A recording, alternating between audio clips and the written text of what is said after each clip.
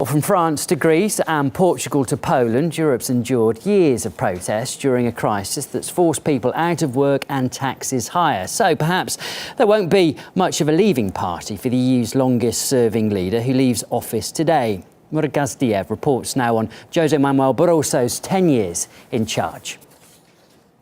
The reign of José Manuel Barroso, the 11th president of the European Commission, has come to an end. These have been exceptional and challenging times.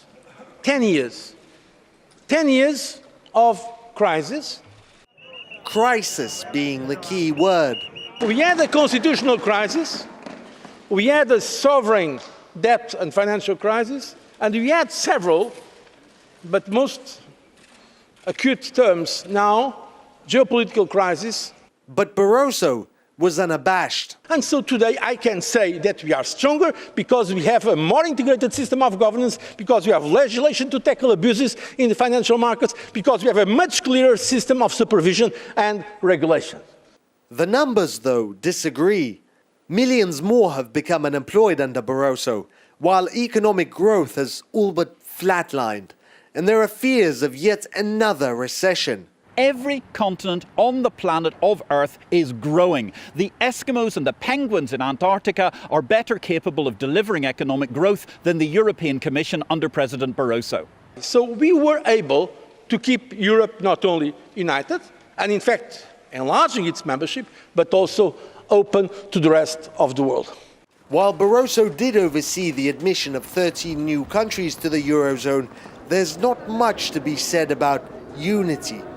Recent years have seen an ominous development for Brussels, the rise of Eurosceptics. In the 10 years under José Manuel Barroso, the power of unelected bureaucrats in Brussels has risen to tremendous heights. They can now freely call governments to account and force them to change or adopt laws that the people don't have much of a say in. In Great Britain, the reaction has been the United Kingdom Independence Party. In France, it's the National Front that's shaking the establishment. In Germany, it's the Alternative for Germany Party. Their message is simple yet resonant. Enough is enough. Unfortunately, the hands of Mr. Barroso has been in every single crisis, including the Euro debacle.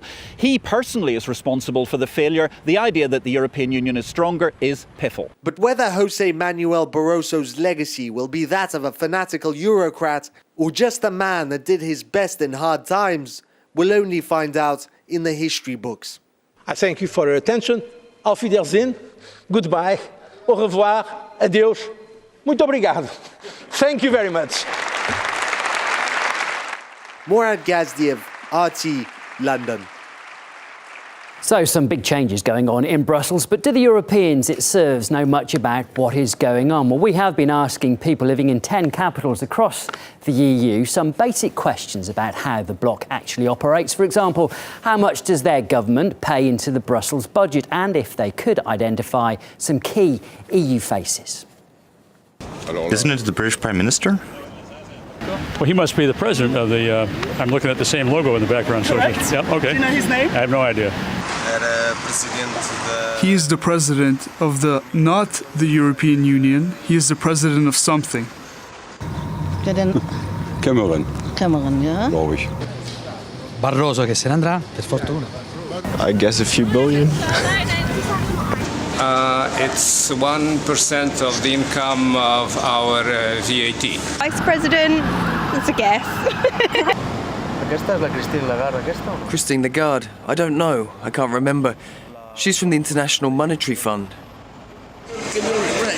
This lady here, it's not Merkel, not the one with the white hair. I don't know who she is. I think she's the French lady, isn't she? Catherine Ash.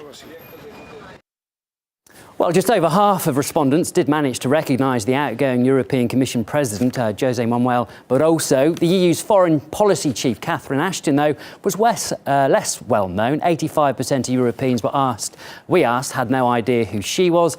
And as for their country's share in the bloc's budget, more than 90% had no clue about the amount of money their government actually gives to Brussels.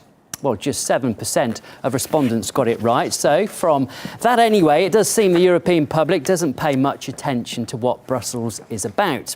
And yet, a lot of important decisions are actually made at the European Commission. So here are some of its key functions. It proposes the EU laws, which then have to be approved by the Council of the European Union in order to come into force. It also is responsible for the bloc's budget, managing the funds collected from member states. And on top of that, the European Commission deals with Europe's external affairs and foreign relations. Well, you can get more on the work of the outgoing EU Commission, as well as the problems facing the new one, at rt.com.